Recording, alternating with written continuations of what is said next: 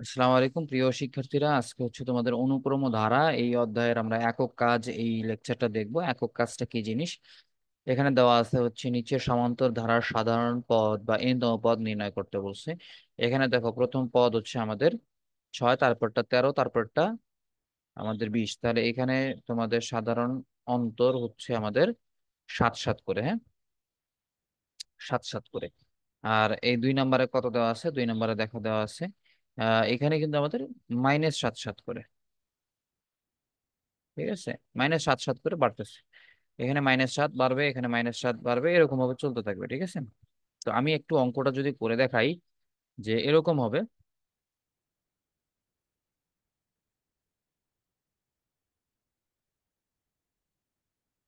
প্রথমে তোমরা বের করে নাও সাধারণ অন্তর, হ্যাঁ।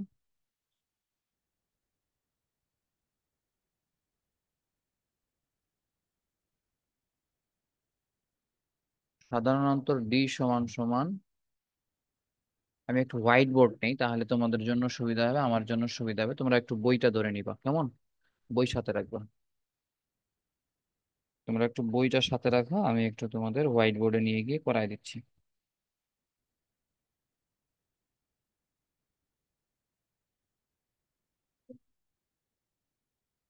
তাহলে আমি হোয়াইট বোর্ডে চলে যাই, তোমরা একটু বইটা সাথে রাখো।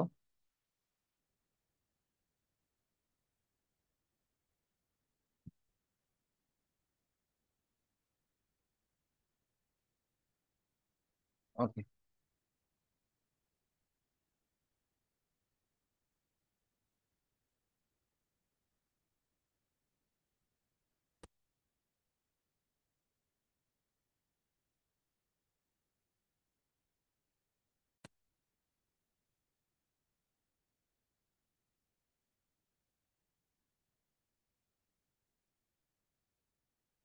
আচ্ছা, তোমরা হোয়াইট বোর্ডটা দেখতে পাচ্ছ?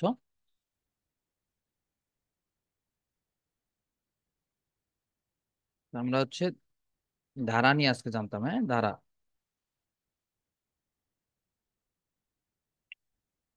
ধারার যে একক কাজটা সেটা আমি একটু বের করে নিই আমার মোবাইলে।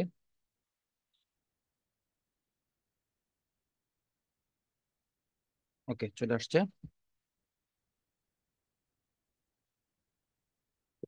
তাহলে এখন 1 নম্বরে ছিল 6, 1 নম্বর যে ইয়েটা সেটা ছিল হচ্ছে এখানে 6 + 13 + 20, এরপরে প্লাস দিয়ে ডট ডট ছিল। তার মানে এইখানে দেখো আমাদের সাধারণ অন্তর কি হইতে পারে। তোমরা অনুক্রম যদি শিখে থাকো, এখানে কিন্তু সাধারণ অন্তর কি জিনিস তোমরা কিন্তু বুঝবা। আর যদি অনুক্রম ভিডিওগুলো না দেখো তাহলে কিন্তু এখানে বুঝবা না। এখন সাধারণ অন্তরটা তোমরা একটু করে ফেলো, বের করে ফেলো। সাধারণ অন্তর মানে কি? সাধারণ অন্তর কিন্তু হচ্ছে আমাদের ডি। ঠিক আছে, ডি সমান সমান হচ্ছে প্রথম পদ, সরি দ্বিতীয় পদ বিয়োগ প্রথম পদ, আবার তৃতীয় পদ বিয়োগ দ্বিতীয় পদ, মানে 13 - 6 সমান সমান 20 - 13। দেখো সব ক্ষেত্রেই কিন্তু আমাদের পার্থক্যটা সেম, 7। এখন আমাদের এ ওয়ান পদটা কি? এ ওয়ান হচ্ছে 6, প্রথম পদ। এ ওয়ান মানে হচ্ছে প্রথম পদ। ঠিক আছে, এখানে লিখে দাও।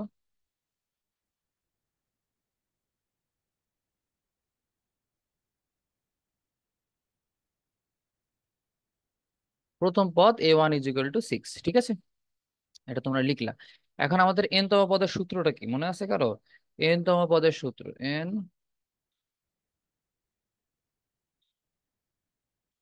n তম পদ, এটার সূত্রটা হচ্ছে an সমান সমান A1 + n - 1 * তো এখন এখানে মানগুলা বসাও, কেমন? n তম পদের যেহেতু অঙ্ক করতে বলছে, এখানে মানটা হচ্ছে আমাদের A1 মানে হচ্ছে 6, প্লাস n - 1 মানে হচ্ছে আমাদের যা আছে তাই ঠিক থাকবে, n - 1, এবং ডি এর মানটা আমরা কত পাইছি? 7। এখন 6 ঠিকঠাকই থাকলো, এই 7 এর সাথে এই n যোগ করলে হচ্ছে 7n। এরপরে মাইনাস এই 1 এর সাথে 7 গুণ করলে হচ্ছে -7। তো এখন ক্যালকুলেশন করলে কি হয় দেখেন, 7n থাকে, -7 থেকে +6 বাদ দিলে থাকে হচ্ছে -1, কেমন, -1। তাহলে এটা হচ্ছে আমাদের nতম পদের অ্যান্সার। এটা হচ্ছে কত নাম্বার, 1 নাম্বারেরটার, হ্যাঁ। এবার 2 নাম্বার ম্যাথটা যদি আমরা দেখতে চাই, 2 নাম্বারে কি বলছে।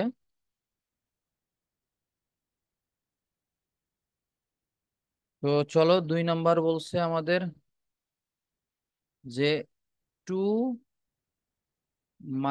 5 এবার -12 মাইনাস ডট ডট, হ্যাঁ। তো এইখানে তোমরা কি পাচ্ছ, প্রথমে বের করতে হবে সাধারণ অন্তর, সরি, সাধারণ, হ্যাঁ, সাধারণ অন্তর বের করতে হবে। তোমরা লিখবা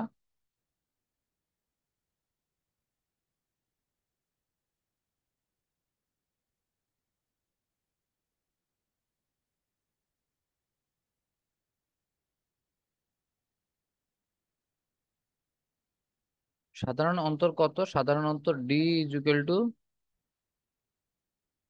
-5 - 2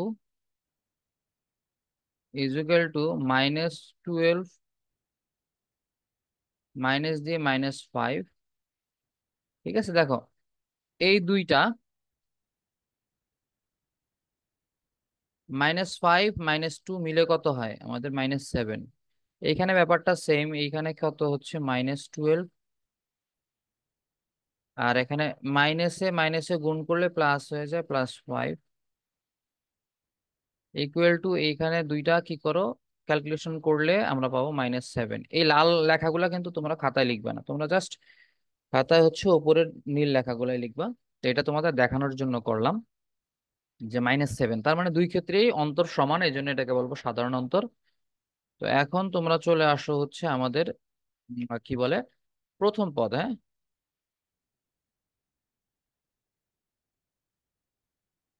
প্রথম পদ a1 হচ্ছে 2। তাহলে n তম পদ, n তম পদ কত হবে, n তম পদের মানটা হবে হচ্ছে কত দেওয়া যায়, সূত্রটা কি, n তম পদের মানের সূত্র হচ্ছে এ এন, সরি এর নিচে লিখি একটু, A N two a1 plus n - 1 into D. Okay, এখন এইখানে a1 মানে হচ্ছে 2 প্লাস, এখানে n ঠিক আছে, n - 1 ঠিক থাকলো, আবার এই ডি এর মানটা হচ্ছে আমাদের -7। ঠিক আছে, -7। এখন ক্যালকুলেশন করো, এখানে 2 ঠিকঠাক থাকলো, -7 আর n গুণ করলে হচ্ছে -7n, -7 আর -1 গুণ করলে হচ্ছে +7। এখন চিন্তা করো, 7 আর 2 যোগ করলে হচ্ছে আমাদের 9 -7n। এটাই কিন্তু আমাদের অ্যান্সার, এটাই কিন্তু আমাদের অ্যান্সার। ঠিক আছে, তো ম্যাথটা ইজি আছে। এরপরে আমরা 2 নাম্বারে চলে যাব। 2 নাম্বারে, সরি, খ নাম্বারে বলছে, খ নাম্বারে নিচে সমান্তর ধারার ফাঁকা পদগুলো নির্ণয় করতে বলছে। মানে ফাঁকা পদে কি কি হবে, আমি একটু অঙ্কটা উঠাই ক্ষয়ের।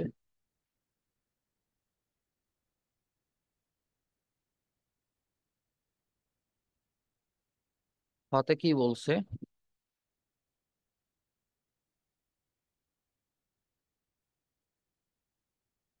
ক্ষয়ের 1 নাম্বারটা, হ্যাঁ। এখানে বলছে 8 - 8 - 24, 8 - 8 - 24 বিয়োগ, এখানে ফাঁকা হবে, এখানে কত হবে তোমরা তোমাদেরকে বের করতে হবে আর কি। তো এখানে ফাঁকা ঘরগুলোর মধ্যে কি হবে, সমান্তর ধারা যেহেতু বলছে, সমান্তর ধারার কথা বলা আছে, হ্যাঁ।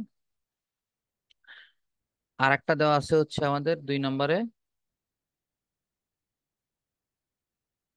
এখানে প্রথমটা ফাঁকা দেওয়া আছে, তারপরটা 3 দেওয়া আছে, -3 প্লাস 2 মাইনাস দেওয়া এখানে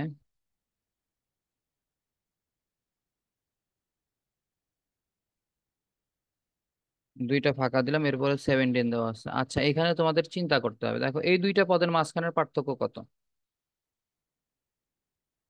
3 এবং 2, এই দুইটা আমাদের মাঝখানের পার্থক্য কত আমাদের? 5। এখান থেকে এখানে যাইতে 5 লাগছে, ঠিক আছে।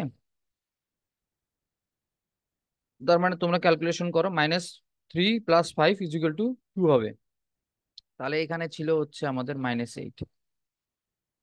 -8 এর সাথে +5 যোগ করলে শুধুমাত্র -3 সম্ভব, -3 এর সাথে +5 যোগ করলে 2 সম্ভব, 2 এর সাথে +5 যোগ করলে 7 সম্ভব, 7 এর সাথে +5 যোগ করলে 12 সম্ভব, 12 এর সাথে যদি আমি 5 যোগ করি তাহলে 17 সম্ভব, ঠিক আছে। এবার আসলে এইটার পালা। এইটাকে কি করবা দেখো তো, এই দুইটার মাঝখানে পার্থক্য 1। এটা বলছে কিন্তু আমাদের সমান্তর ধারার কথা বলা আছে, ঠিক আছে। তারপরে এইখানে কত হয়ে গেল পার্থক্য দেখো তো, এখানে কিন্তু পার্থক্য শূন্য, এখানে পার্থক্য শূন্য, ঠিক আছে। আর এটা কত হয় পার্থক্য?